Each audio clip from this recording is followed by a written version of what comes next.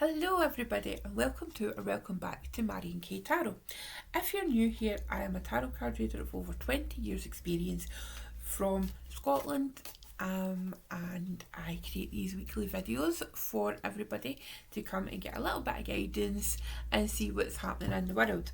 So this year what we're doing is right away way back in January, it's only a couple of months ago, I wrote out 52 different card decks that I have got, and I placed them in this little jar. And every week I have been choosing one at random because they're all screwed up. So this week I am pleased to reveal that the deck that we have chosen is the Witch Sister Tarot by the wonderful Julia Jeffrey. Now, I have got some exclusive, secret, nobody knows about news. Okay, if you know about the Oracles Rebellion, which is an in-person divination conference that I am hosting in Glasgow, but it's also online, so you can join from anywhere in the world, or you can come to Glasgow. Like I know some of yous are, and I'm so excited to meet yous in person finally. Julia is actually going to be the featured artist. So if you don't know Julia, or if you do know Julia's work, she also did what was it? The Hidden Realms Tarot, which is very sadly just went out of print. So if you've got a copy, and I cannot guarantee, but Julia might have some final copies with her at the Rebellion, possibly, of Tarot the Hidden Realms.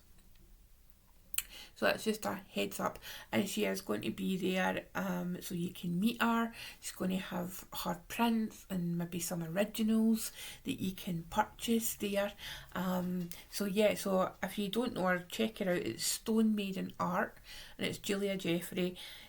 And she's just wonderful, and the fact that she's agreed to come to the Oracles Rebellion is just so exciting. Okay, so with that said, her latest deck, the Witch Sister Tarot, and it is based on magical women who were from Scotland, who were essentially accused of witchcraft. It's so much more than that.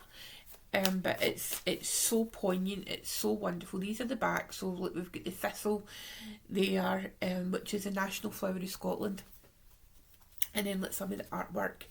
I mean, it's so evocative, it's so powerful, really really strong characters. Julia's art just exposes that real raw passion. Personally, for me, can you tell I'm a fan? I'm a fan. Okay, so this reading is going to be for the 9th until the 15th of March. Oh, there's been a lot. Hasn't there been a lot? It feels very much, the astrology is very much picking up what's going on, or what's going on is following what we would expect from the astrology that's happening right now. With everything heading in Aries, right, today as I'm filming this, Venus has just went into Aries.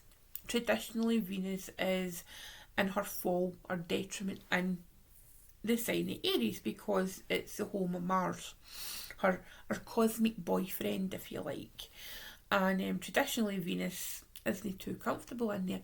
However, people who have Venus in Aries, hi, me, we kind of love it, right? We kind of get to meet up, with Mars, and in the house of Mars, it's kind of like going to visit your partner, or the person you really fancy. Finally getting to say hi. Otherwise, it could kind of look at like financial things. We could be impulsive with our finances. Venus does rule money, finances, etc. But you know what? It could be that impetus for us to really just go and be dynamic in our appreciation of things, in appreciation of our material wealth.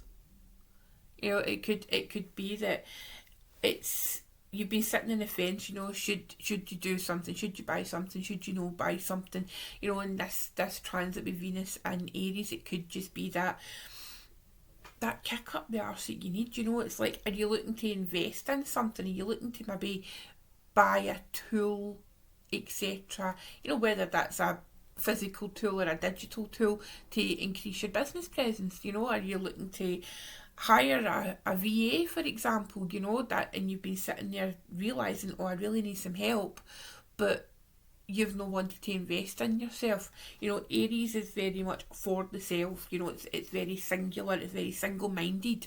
So having that Venusian energy this week, or this transit, sorry, could really uncover some of that this week. Remember, Mercury's still in retrograde this week, but on Sunday, if you're watching this on Sunday, it'll be the Cazimi. So what that is Mercury will be in exactly the same place as the Sun in Pisces. So it marks the halfway point in the Mercury retrograde. So we're halfway there, okay? And it's really, you know, where Mercury goes to kind of be reborn, kind of goes to be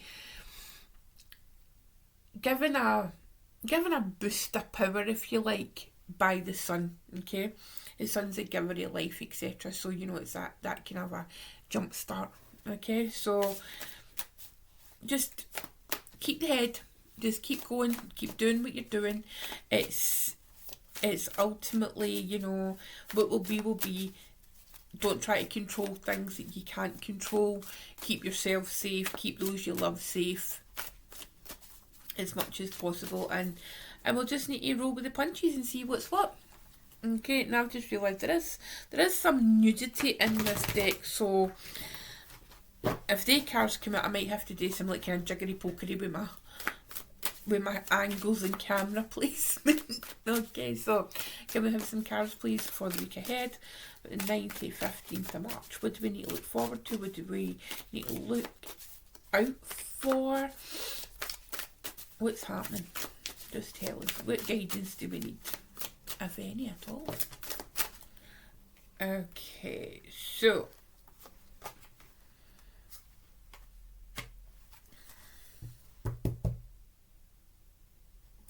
very interesting energy here. I think I say that every time, don't I? So at the bottom of the deck we have got the card that's Ancient Starlight. Now this is in a traditional deck, this would be the star. Okay. So did we not get the star last week? Was there not something about the star last week? I'm sure there was something. Or am I just completely tuning out to something? Or was it maybe when we were still in Aquarius season? I don't, for some reason I feel like it might have been my daily draws. I don't know at this point.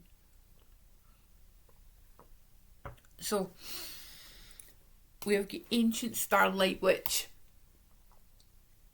I adore in the fact that if for any of you who are Sarah J Maas fans, readers of the ACOTAR series, the fact that we've got Starlight in this week where that big announcement was announced,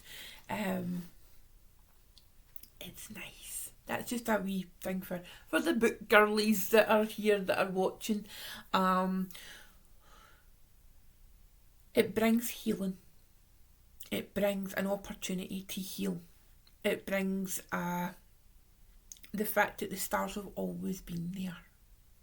You know, it's like when you go stargazing in a place, if you're lucky enough to go in a place where there isn't any light pollution, and it's just you and the sky, and you can see the stars so brightly. It is a magical, incredible experience, and just that deep knowing that we are just a tiny speck in the universe. And when we realise that, when we expand our minds to that point, we understand, there's a greater understanding that, you know what, there's so many little things in life that we can get really bogged down with. But ultimately, the things that are so important to us are our emotions and how we feel about ourselves and how we feel about those who are around us.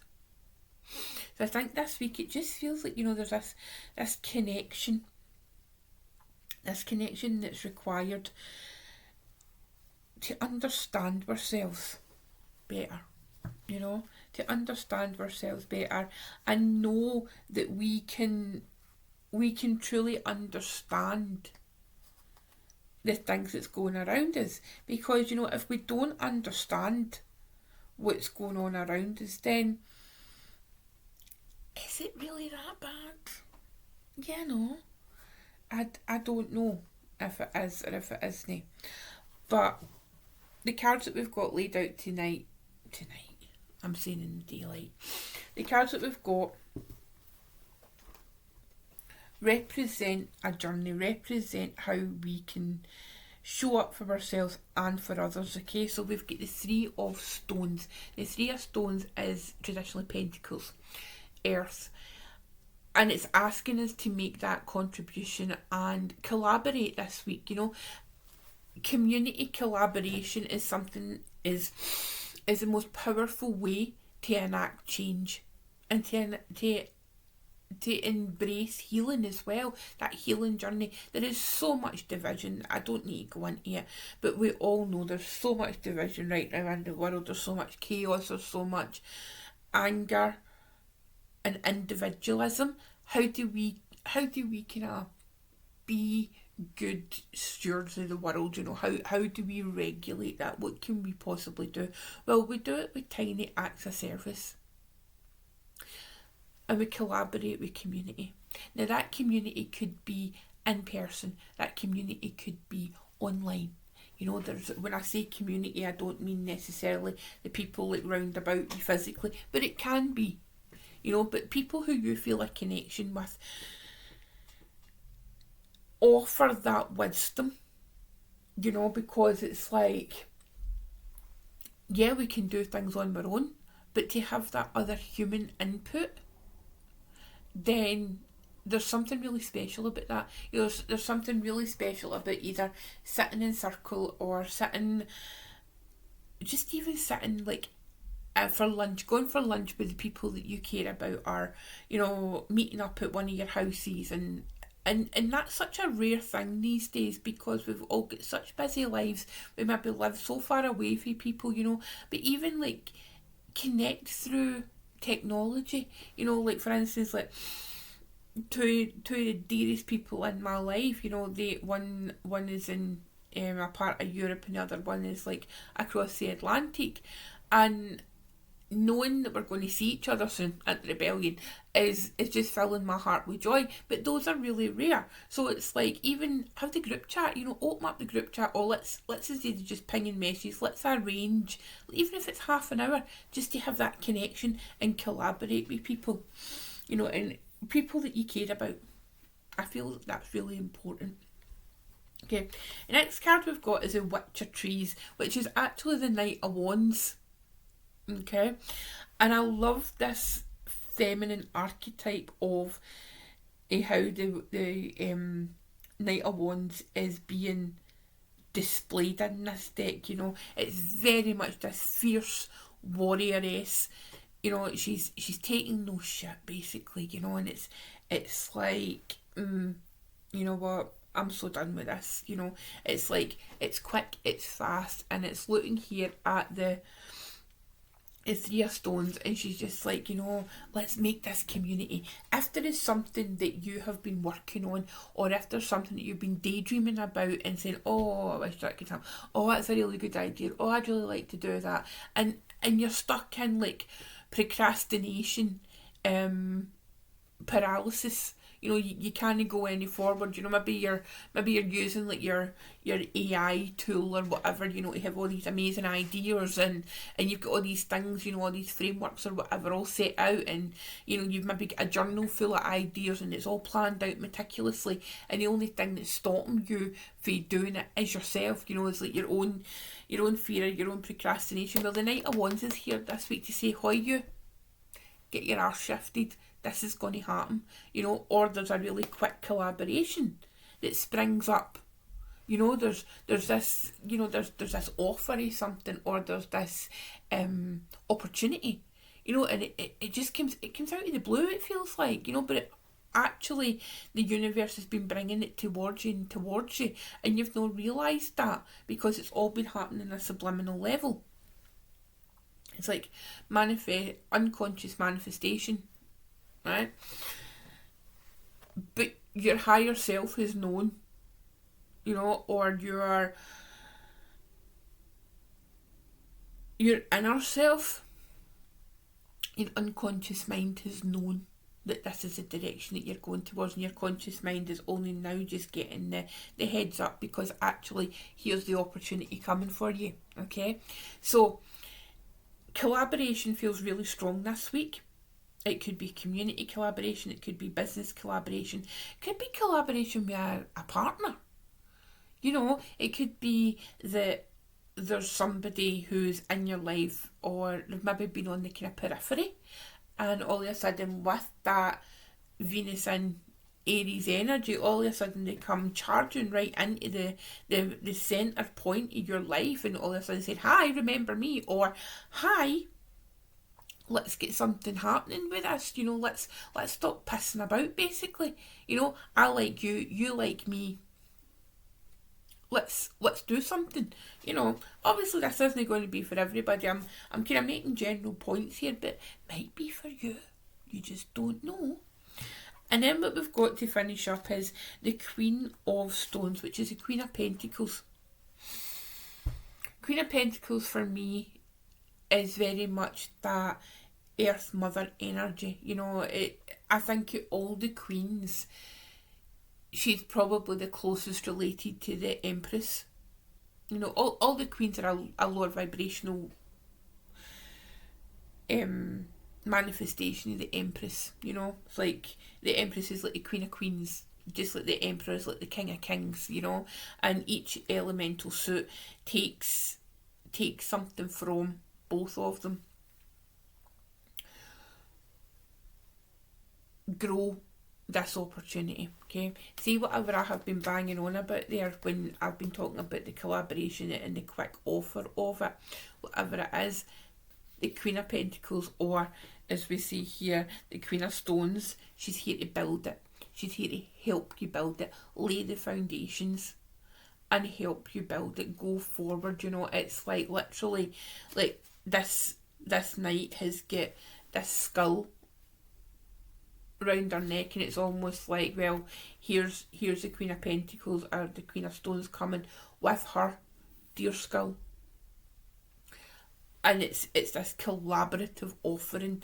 I mean, even like the Three of Stones, you know, like the person here, they are offering stones, so that could be the stones of the foundation, you know, the foundational build of this week. It just feels really like exciting and dynamic, and I don't know if it's because of that fire energy that we've got here, you know. And then like the Ancient Starlight card again at the bottom of the deck, that's very much this air energy, and it's adding air to the fire, if you like. And then we've got the Three of Swords. Now the only card, or the only element obviously that is missing here is water, okay? And I think astrologically speaking, we're still in Pisces season, you know, and that's enough water for us, you know. But to get things done, sometimes we can get bogged down with emotions, and I'm not saying that fire isn't an emotion, you know, I'm not saying that at all, but I often think that, and it's probably because of my fire placements, right, it's sometimes better to have the fire because that means action, you know. It's taking our emotions and putting them into action for things to get done. You know, there's a kind of a risk at times when we're too emotional that we get bogged down with that. It's almost like the kind of the opposite, you overthinking, you know. It's like we've got the thinking paralysis. We think too much about the thing that we're wanting to do, that we end up not doing anything and running out of time. So it's like we need the fire in that sense. So again, with the emotions, you know, we get too bogged down with how we're feeling about things. Oh, how will this look, and how will that person feel about it, or how will that group of people feel about it, you know. There's too much in the what abouts You know, whereas the fire energy comes in, it's quick, it's direct, it's let's go. And okay, a lot of the time that doesn't often work, but sometimes, and it feels like with the pillars here, the stones, it just feels like this is the right week for that kind of thing, you know. So if you're waiting to launch something, you maybe just like this is your kind of pre-launch week, and maybe waiting to the beginning of the new astrological year, which is when the sun moves from Pisces into Aries, which will be around the 21st of March. So, you know, we're maybe in the kind of a planning stages of our time here. We are putting, like, you know, maybe putting the last lick of paint on a wall, or hanging up a picture, you know, or plumping my scatter cushion, or, you know, just going through your marketing plans, etc., before you're launching. You know, this is like your pre-launch checks, couple of weeks, you know. So just hold on to that and trust the process. Okay, so thank you very much, my loves. That is your tarot for this week. I'm going to pull a card from the Grief Journey Oracle, and we can see what's happening. And I hope that you realise that if you've already purchased a deck or you received it during the Kickstarter, thank you so much. But what I'm doing with pulling a card every week is showing you that this deck is not just for the use in like grief, you know. And I mean, it is. I mean, that's what it was designed for. But as a standalone oracle, you can still use it as well. So let's see what we have got. Let's see. Okay, so this is lovely. This is Caretakers, okay?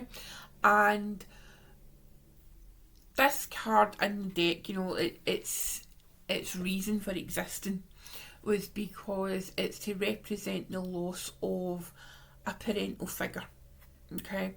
And it's called Caretakers, and I was very deliberate about this because not everybody has a care and loving relationship with their biological parents, you know. There's many different ways that shows up, and there's many different experiences that we have because of that. So it was important to me when we were designing the deck and when I was naming the cards for as many people to be represented as possible.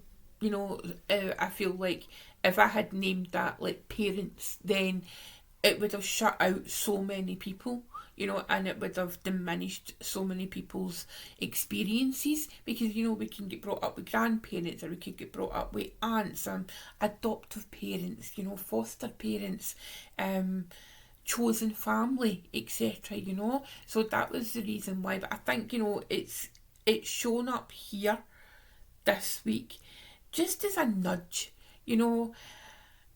It feels like it's that kind of, you know what, you're about to go and do something. And I do feel that for so many. You're about to go and do something, and it's exciting, but it's terrifying, all at the same time. And it feels like this is like a wee nudge, whether you know, whether your people are still, you know, on the earth plane, or they've passed over, you know. It feels to me like this is a wee nudge to them saying, you can do it. I know you can. I believe in you. Right? So it's like, fear is a good thing. Breathe into the fear. You know, it's like that like kind of a cheesy phrase, you know. It's like, feel the fear and do it anyway. And it is true. You know, your growth and your success lies after you face your fears. You know, in the other side of your fears. So this week, go forth. Do not be afraid. If you don't try, you'll never know. Okay, my loves, thank you so much for all your support, your kindness, your comments. Yeah, the description in the description box below, I will leave if you want to read them with me. I am got right here. So here's another exclusive for the people who have stayed to the end. My God, there is going to be an announcement coming, probably after the rebellion. I am going to be, but this is like exclusive for yous, right? My YouTube audience, because I love yous. I have finally put together and refined all my mentoring programs.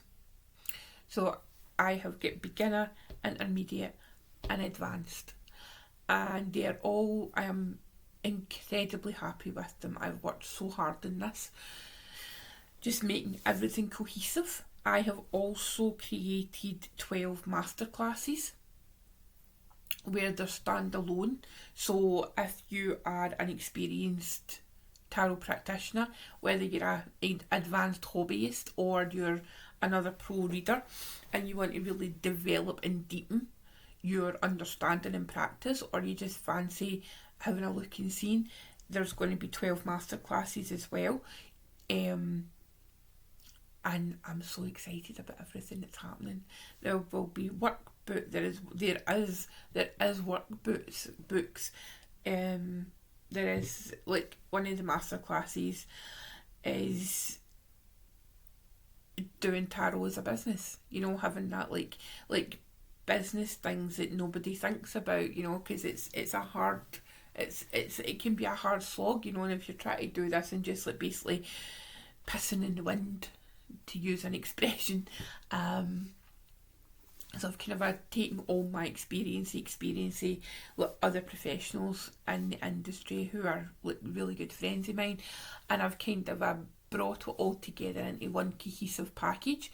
Now, super exciting. There might be opportunities for this to happen in person for people who are local, obviously. Down the line, could this be something more? Yes. In other locations? Potentially. These are all ideas just up in my head just now, but I'm so excited about it. So if you have watched to the end, would you be so kind as to drop a wee emoji in the comments? Don't need to say anything else, just to show me that you've stayed to the end. And what can we have as an emoji? Let's see. Put a heart.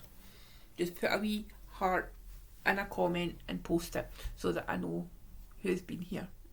Okay, that would be amazing. Right, my darlings, this is nearly 30 minutes long, so I am off skis. Okay, have a wonderful week. Take good care of yourselves. Bye.